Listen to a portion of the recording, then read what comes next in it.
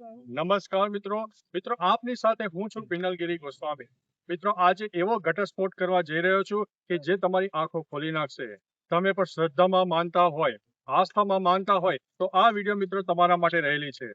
મિત્રો દશામાને 10 દિવસ પૂર્ણ થઈ ચૂક્યા છે અને દશામાની મૂર્તિઓનું વિસર્જન પણ થઈ ચૂક્યું છે, પરંતુ આપણને એવી આશા હતી કે દશામાં 10 દિવસ આપણને આશીર્વાદ રૂપ રહેશે અને તે આસ્થા સાથે આપણે હંમેશા તેમની પૂજા અર્ચના કરતા હતા અને પવિત્રતા પણ એટલી જાળવતા હતા।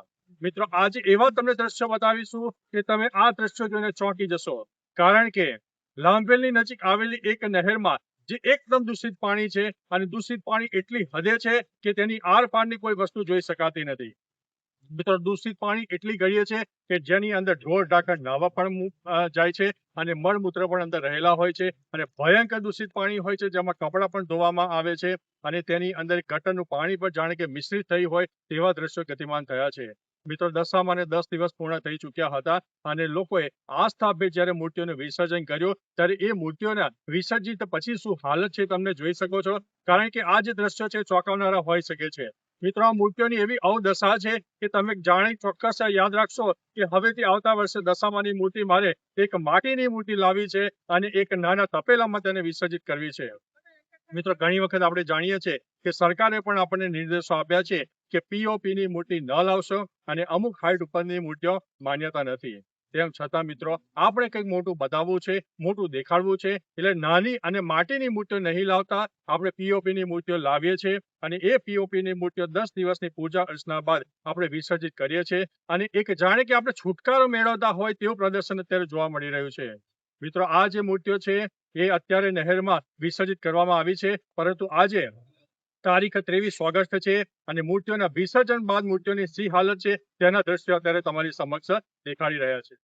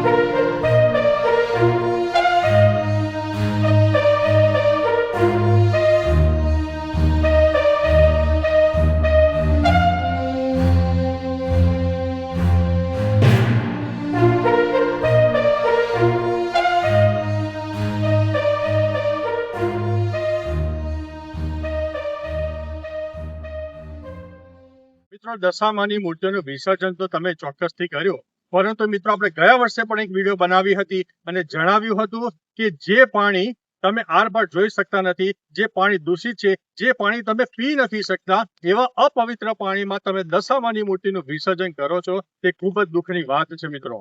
મિત્રો મહત્વનું છે કે આ જે મૂર્તિનું વિસર્જન થઈ ચૂક્યું છે એક આસ્થાનો વિષય છે, પરંતુ તેની પછીની જે હાલત છે તમે જોઈ શકો છો. મિત્રો હજુ પણ ગણપતિના દિવસો નજીક આવી રહ્યા છે, તો મારા જે ભક્તજનો છે તેમને મારી નમ્ર અપીલ છે કે તમે જ્યારે ગણપતિનું વિસર્જન કરો ત્યારે તેની જગ્યા પવિત્ર હોય, પાણી શુદ્ધ હોય, વહેતું પાણી હોય તેવામાં મૂર્તિનું વિસર્જન કરજો, જેથી આપણી હિન્દુ આસ્થાને ઠેસ ના પહોંચે. મિત્રો આવા જ વિડીયો સાથે આપણે ફરીથી મળતા રહીશું. ત્યાં સુધી અમને રજા આપશો. નમસ્કાર.